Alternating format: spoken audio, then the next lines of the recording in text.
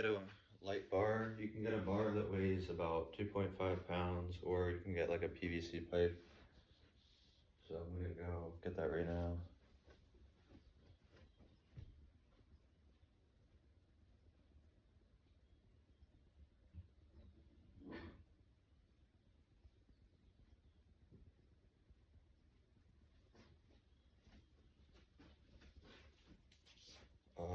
Get this where your shoulders are down and back, sort of like your shoulder blades are going down in your pocket. And then make sure your entire spine, cervical from the tip of your head, C7 to, or I think it's C1 actually, and your skull and whatnot, eyes straight forward, down to your sacral spine and iliac spine, I think that's what it's called, and grab about deadlift width grip around there for me, I guess. And then make sure that your shoulder blades are down, like they're going down into your back pockets, if you had back pockets. Get your hips neutral. By the way, your jaw can coordinate with the alignment of your hips. So if your top jaw is over your lower jaw, then you are likely to have a lumbar, or rather lordosis of the lower back and the hips. And if it's the opposite, if your lower jaw is more forward than your upper jaw, then it's more likely to have tucked under hips, like this. So I find a balance there, and then once you've got all that locked in, maybe pull your stomach in a little bit. It's optional to do a Kegel a little bit. Make sure that stomach vacuum is 360 degrees around. And then just do pronated raises like this for 15.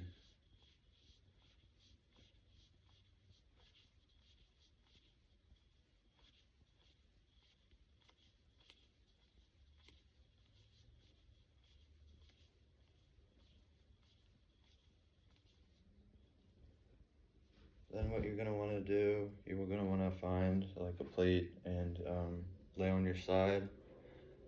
So you can use a couch as long as everything's sanitary. You'll probably have to wipe down all of the areas that come into contact and come 1 foot in contact with your feet when your feet were on the couch, and then switch sides and just lay on your side and do this or do this. So it's like out. So if I was laying on my left side with my head facing that way, then I would go like this while holding the little 5 pound or 2.5 pound plate, and then I would switch sides, do that, and then I would do the alternative. So I would go here and do the inward rotation, go here, do the inward rotation, haha. Next, you want to do the same thing, but like with overhead style grip. So same thing with the neutrality of the spine.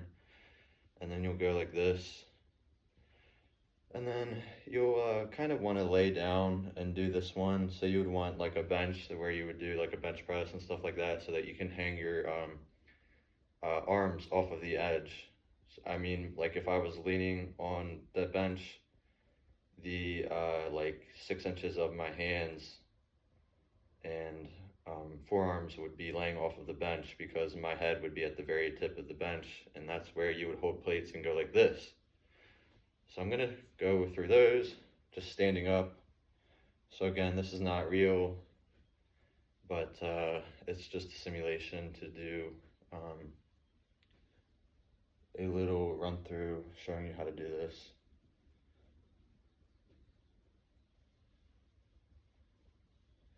So I was saying, or I was thinking that that's outward external shoulder rotation with the arm at the side.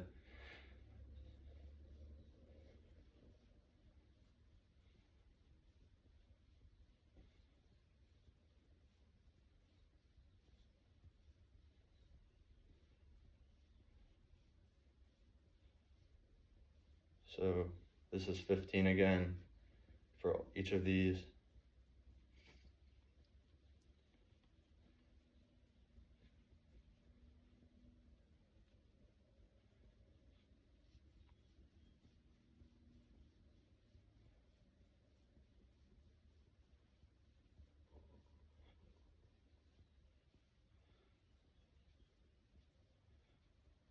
and then above head.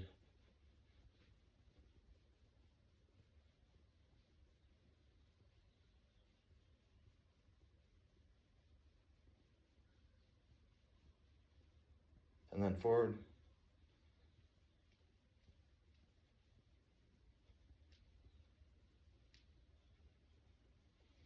Okay, then this is going to be the same little sort of shoulder raise that we did before those shoulder rotations, but it's going to be with the bar above head. Get your elbows locked out and then sort of pull your shoulder blades back down in the same way.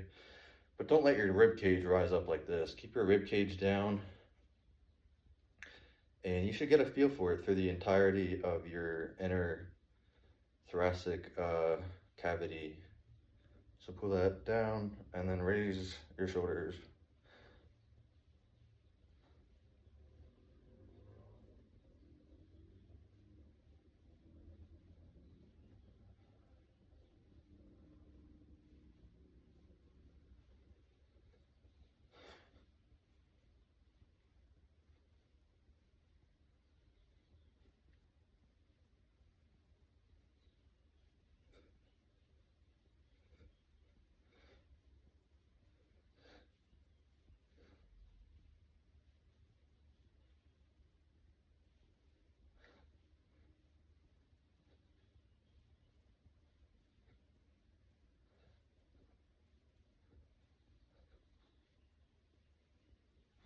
That's pretty bad form for those last ones, but it will do for now.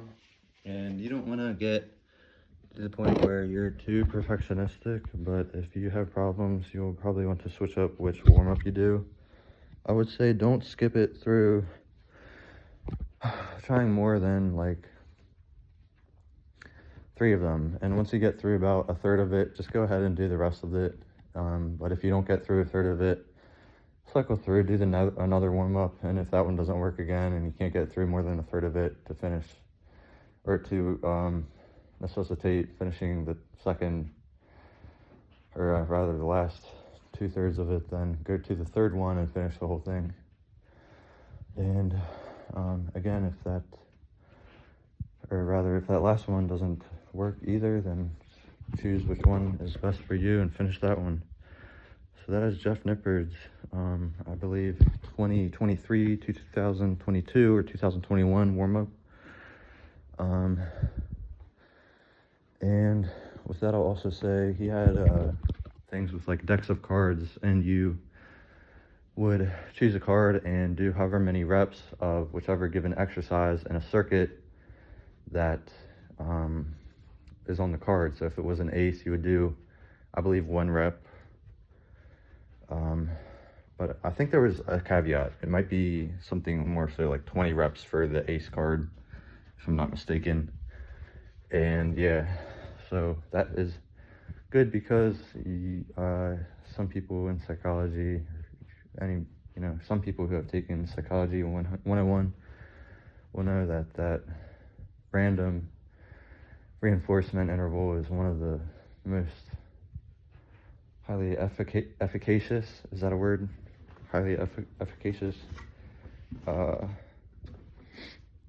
sort of reinforcement intervals to use. So you can use the card you draw out of a deck of 52, so it's almost random.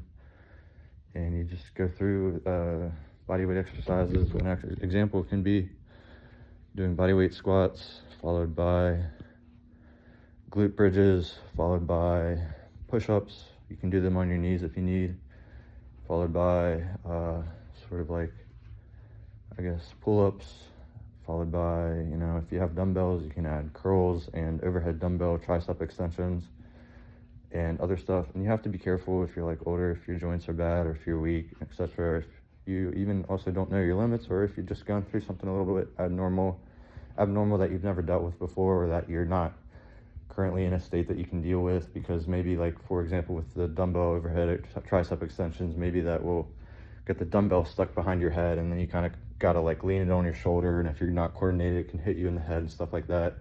And then maybe you can drop it and hit your toe or something like that. So you really have to be careful. But if you stick to bodyweight stuff and gradually work your way up. That can be really good, and it's just a start, because there's better ways to do things, like have better balance. For example, you can do lunges, like reverse lunges, and you can do single leg Romanian deadlifts, and those are good for balance, among other things. And you can also add planks in there. Say for every 1 rep that you would do 10 seconds of a plank. And if your posture would get disadvantageous, then you can like rest your hips for, I guess, half of that time. So rest your hips for 5 seconds every time you need to do a 10-second rep. And that sort of thing just depends on your skill level. And really, I believe it's around 5 degrees of flexion and or extension throughout any area of the spine, but especially the lumbar spine, which is your I believe lower 8, no, is it lower 5, I believe, lower 5 vertebral discs. And yeah, so make sure that you're doing them correctly. And you can also do modified side planks, where you're laying on your side and doing a plank where you raise your hips so that your hips are in alignment with your torso and thighs, as well as being locked forward rather than being pushed back. So your hips would be not pushed back, but locked forward. When you do that, it can help to rather favor tucking your hips under a little bit and squeezing your glutes, although you don't really want to do that too much, but that's because it's more applicable or appropriate if you have lordosis, for example. And lordosis is when your butt sticks out automatically. It's just your kind of normal posture for the moment being. And then you can do the intervals in the same manner for those side planks. And the last one would be an isometric bird dog. So you can look up those exercises. All you need is a picture. You can just take about 10 seconds to 1 or 2 minutes to look up all of those. And the rest intervals would be 1 to 2 minutes between all of those sets. And make sure that you consult a doctor before you would do any of this if you have any conditions, or if you're over 65 years old, or if you just have any concerns.